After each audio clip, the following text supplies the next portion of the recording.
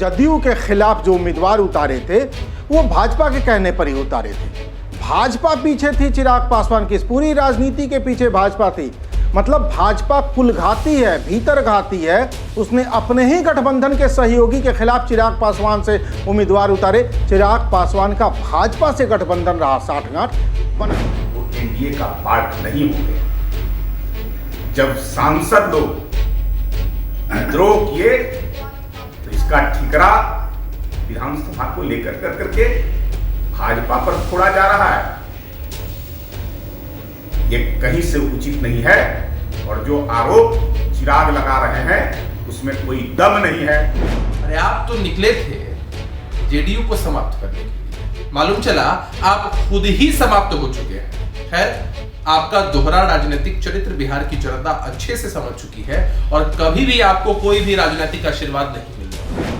नमस्कार, आप देख रहे हैं बिहार तक। मैं हूं आपके साथ सुकन्या सिंह। एलजेपी में टूट के बाद कुछ सवाल बिहार के हर वासी के जहन में है। सवाल यह है कि आखिर इस टूट के पीछे कौन था। सवाल यह भी है कि अगर इस टूट के पीछे नीतीश कुमार का हाथ है तो फिर क्या वाकई चिराग पासवान ने खास तौर पर नीतीश कुमार के खिलाफ मुहिम चलाया बिहार के विधानसभा चुनाव में? और अगर ये मुहिम चिराग पासवान ने चलाया तो फिर क्या इसमें बीजेपी का भी हाथ था? इन तमाम मुद्दों पर चिराग पासवान ने अखबार से बातचीत की, द इंडियन एक्सप्रेस से बातचीत की और उसमें चिराग पासवान ने खुलकर बताया कि उस दरमियान क्या कुछ हुआ था। उन्होंने बताया कि बीजेपी से हमारी बातचीत हुई थी, बीजेपी के कई लीडर उस बातचीत में मौजूद थे। चलिए पूरा मामला आपको बताते हैं।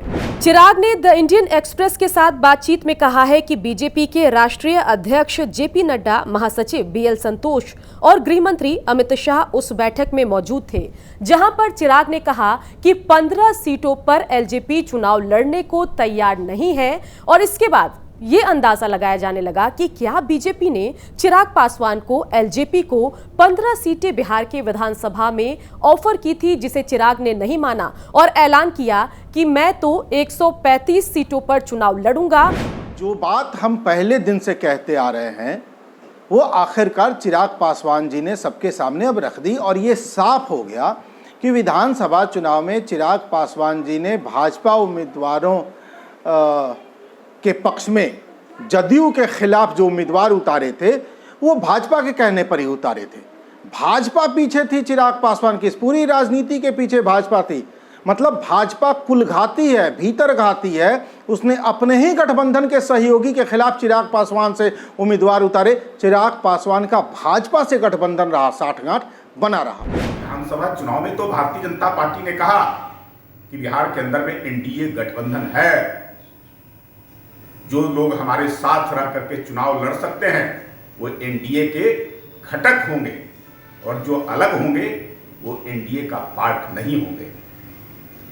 जब सांसद लोग विद्रोह किए तो इसका ठिकरा विधानसभा को लेकर करके भाजपा पर फोड़ा जा रहा है। ये कहीं से उचित नहीं है और जो आरोप चिराग लगा रहे हैं उसमें कोई दम नहीं है। भारतीय जनता पार्टी को उनके पार्टी से कोई न लेना न देना रहा है और न आगे भी जैसे। हर किसी को यह बात पता है कि चिराग पासवान जी ने बिहार विधानसभा चुनाव से पहले यह कहा था कि उनके लिए सीटों का मुद्दा कोई अहम मुद्दा नहीं है, बल्कि उनके अंदर तो भूत सवार है कि बिहार फर्स्ट और बिहारी फर्स्ट बनाकर रहेंगे। क्या किया उन्होंने? नकारात्मक राजनीति की और जनता ने चुनाव में सबक सिखा दिया। जीरो पर बोल्ड हुए। अब तो पार्टी में इतनी बड़ी टूट हो चुकी है, परिवार भी बिखर चुका है, तो अब एक नया बहाना बना रहे हैं। कह रहे हैं कि इतनी ही सीटों पर चुनाव लड़ने कहा गया था तो मैं क्या करता। ये कैसा दोहरा राजनीतिक चरित्र है चिराग पासवान जी? अगर ऐसी ही बात थी तो आप उसी वक्त खुलकर विरोध कर रहे होते। इस इंटरव्यू में यह भी कहा कि मैंने बीजेपी को बता दिया था कि 6 सीटों पर तो मैं अपने कैंडिडेट उतारूंगा, क्योंकि बीजेपी के खिलाफ 6 सीटों पर चिराग पासवान ने बिहार के विधानसभा चुनाव में कैंडिडेट उतारा था, जिस पर पशुपति पारस ने कहा था कि अगर ये बीजेपी के हितैषी थे, मोदी के राम थे, तो फिर बीजेपी के खिलाफ भी 6 सीटों पर उम्मीदवार क्यों उतारा, राघोपुर जैसी सीट पर उम्मीदवार क्यों उतारा। दिया, जिससे कि बीजेपी के वोट कटे और यहां पर सीधे तौर पर आरजेडी को फायदा हुआ, तेजस्वी यादव को फायदा हुआ। इस पूरे घटनाक्रम में हमने देखा कि चिराग पासवान गाहे बगाहे खुद को प्रधानमंत्री नरेंद्र मोदी का हनुमान कहते हैं और यह भी कहते हैं कि मैं प्रधानमंत्री को राम मानता हूं। लेकिन सवाल यह है कि क्या चिराग पासवान को प्रधानमंत्री पर भरोसा है, बीजेपी पर भरोसा है? जब इस बारे में चिराग पासवान से बातचीत की गई तो उन्होंने कहा कि उन्हें भरोसा तो है, लेकिन भरोसा एक तरफा नहीं हो सकता। मतलब यह समझा जाए कि अब तक जो भी चिराग पासवान के बीजेपी के साथ संबंध रहे वो एक तरफा ही साबित हुए। बता दें कि इस पर तो राजनीति के जानकार ये भी कहते हैं कि बिहार के विधानसभा चुनाव में जो एक डील है बीजेपी और एलजेपी के बीच हुई थी, बेशक सबके सामने औपचारिक तौर पर यह डील नहीं हुई थी, लेकिन अंदर खाने एक डील हुई थी कि चिराग पासवान नीतीश कुमार के सीटों को कम करेंगे और बीजेपी की कवायद ये होगी कि 80 के आसपास सीटें बीजेपी जीत जाए, 30-40 सीट चिराग पासवान जीत जाएं और बिहार में बीजेपी का मुख्यमंत्री बन जाए। ये डील होने की बातें लगातार राजनीति के जानकार कहते रहते हैं। लेकिन विधानसभा चुनाव के जब परिणाम आए तो चिराग पासवान सिर्फ एक सीट लेकर आए और वो भी सीट नीतीश ने अपने कब्जे में कर लिया, उस विधायक को जेडीयू के साथ जोड़ लिया, जिसके बाद ये माना जाने लगा कि चिराग पासवान बीजेपी की उम्मीदों पर खड़े नहीं उतरे, इसलिए बीजेपी ने चिराग पासवान से नतीजे आने के बाद किनारा कर लिया।